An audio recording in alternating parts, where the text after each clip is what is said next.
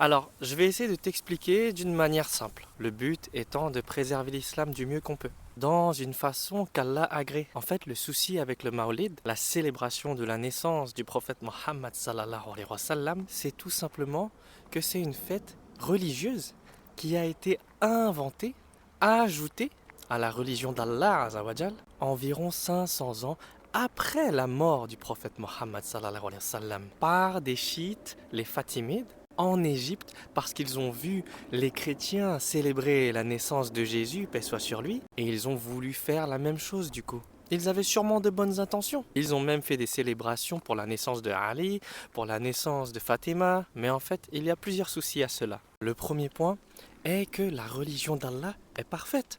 Elle n'a pas besoin d'être changée. On n'a pas besoin d'ajouter des fêtes religieuses, de les ajouter après la mort du prophète sallallahu alayhi wa sallam. Allah nous le dit clairement dans la sourate 5, ayat 3. Aujourd'hui, j'ai parachevé pour vous votre religion. Ça veut dire que la religion d'Allah, elle est complète, elle est parfaite. On n'a pas besoin d'ajouter, d'innover, faire des fêtes qui n'ont jamais été prescrites par Allah, parce que sinon, ça voudrait dire que la religion d'Allah n'est pas parfaite. Ça revient à contredire le verset d'Allah. Et du coup, en islam, la bonne intention, elle ne sert à rien si elle n'est pas conforme au Coran et à la Sunna. Dire oh mais il n'y a pas de mal à faire une fête, une commémoration pour notre prophète, alors que lui-même n'a jamais fait cette fête-là. Il n'a jamais reçu l'ordre d'Allah de célébrer cela et il n'a jamais dit aux gens de la célébrer.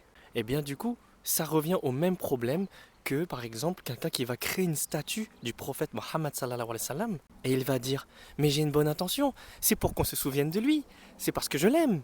Mais vous savez très bien que c'est pas bien, parce que même si c'est une bonne intention, au final, ça contredit la parole d'Allah et de son messager sallallahu alayhi wa sallam.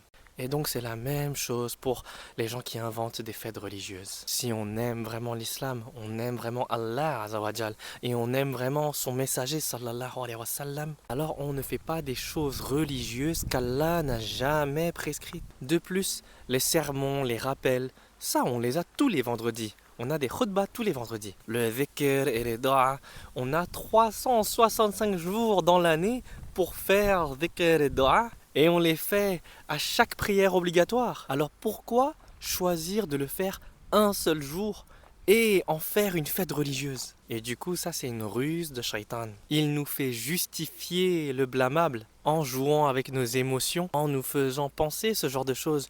Oh mais il n'y a pas de mal, c'est pas un péché de faire des doigts, des dhikr. Parce que oui, c'est vrai, c'est pas un péché de faire des doigts, des dhikr, mais inventer une fête religieuse, c'est un péché. Et c'est ça que Shaitan y fait. Il embellit le péché jusqu'à qu'on ne le voit plus, qu'on ne se rend pas compte. Il couvre le péché avec des fausses bonnes actions au final. Le prophète Mohammed sallallahu alayhi wa sallam a dit celui qui innove dans notre religion ce qui n'en fait pas partie, cela sera rejeté. Si tu aimes vraiment le prophète Mohammed sallallahu alayhi wa sallam, alors prie comme il a prié, jeûne comme il a jeûné. Est-ce que tu jeûnes tous les lundis, tous les jeudis et tous les jours blancs? Parce que c'est ça que le prophète Mohammed sallallahu alayhi wa sallam faisait. Ce n'est pas une obligation, mais c'est sa sunna. Mais par contre, lui-même qui n'a pas fêté son anniversaire, qui sommes-nous pour le faire? Qui sommes-nous pour changer la religion d'Allah azawajal? Et regarde, on se retrouve avec des commentaires comme ça à cause de ce genre de fête. Cette personne dit on préfère aller en enfer